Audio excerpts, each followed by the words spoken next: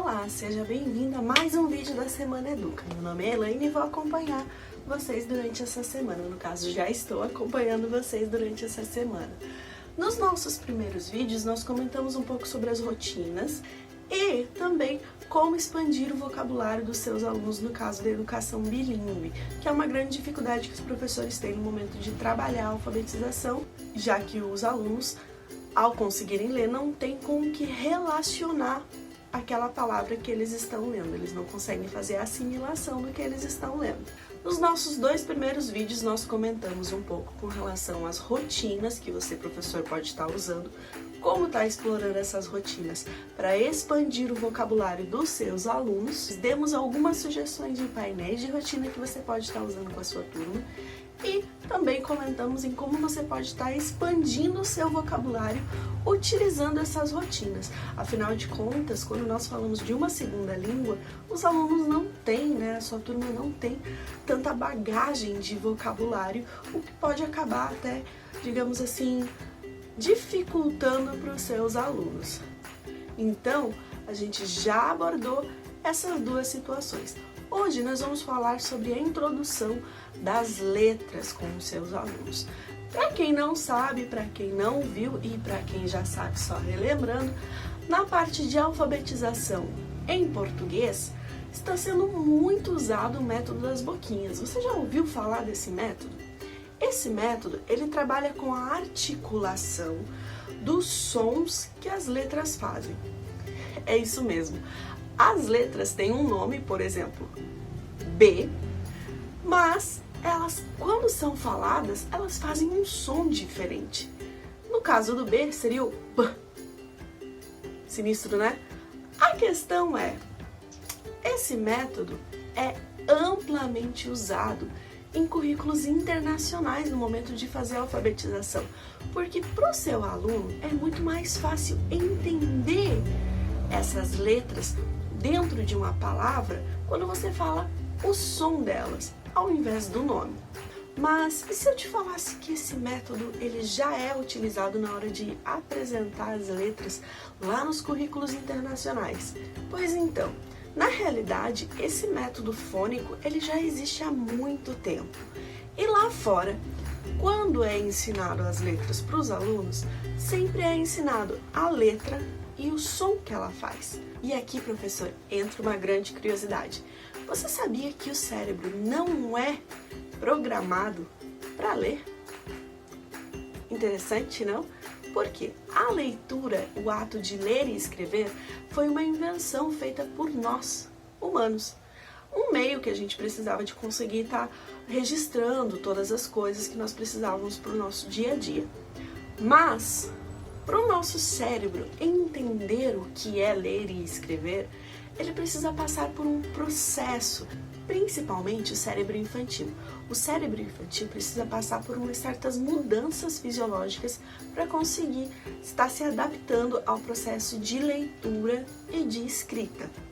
Então, professor, quando você iniciar a tua alfabetização, quando você começar a ensinar as letras, não se preocupe, vai ser natural que os seus alunos tenham dificuldade em entender, em assimilar aquelas letras, entender o formato que elas têm, reproduzir esse formato que elas têm, justamente por conta dessa necessidade que o cérebro humano tem. Uma coisa que nós, professores, sempre escutamos falar quando estamos falando de ensino infantil ou do ensino fundamental ali nos anos iniciais, é que quando você for apresentar, quando você for dar a sua aula, você tem que dar ela de uma forma bem lúdica. E é verdade, principalmente quando você for iniciar o momento de alfabetização, pois o aluno precisa se habituar ao que são as letras, ao que são as palavras, ao que são as frases, quando escritas. E nesse momento, a ludicidade vai fazer toda a diferença. Então, quando você estiver apresentando as suas letras, professor, apresente elas como se fossem personagens, ou ainda utilize recursos visuais que remetam a essa questão da ludicidade. Letras com olhinhos, letras em movimento. Essa prática para os seus alunos é um facilitador no momento deles entenderem aquele formato, aquele novo conteúdo que vocês estão apresentando. Então façam um largo uso disso. Outra coisa que você pode utilizar no momento da sua alfabetização, professor, e que vai fazer muita diferença para os seus alunos, é o uso da linguagem corporal. Você utilizar todo o corpo, o seu corpo e o corpo da criança para aprender. Por quê? Quando você ensinar uma letra, se você ensinar ela com uma ação, eles terão, além do apoio visual e sonoro, o apoio motor. É comprovado que quando você usa recursos que são sonoros, visuais e táteis, ou ainda de motricidade, os seus alunos conseguem evoluir facilmente. Eles têm vários apoios que você consegue estar usando depois. Então, professor, quando você for fazer o seu momento de alfabetização, o seu momento de introdução dessas letras, lembre-se de sempre utilizar essas dicas. Colocar com seus alunos uma ação, colocar com seus alunos imagens visuais que nesse início remetam a personagens ou então remetam à ludicidade deles.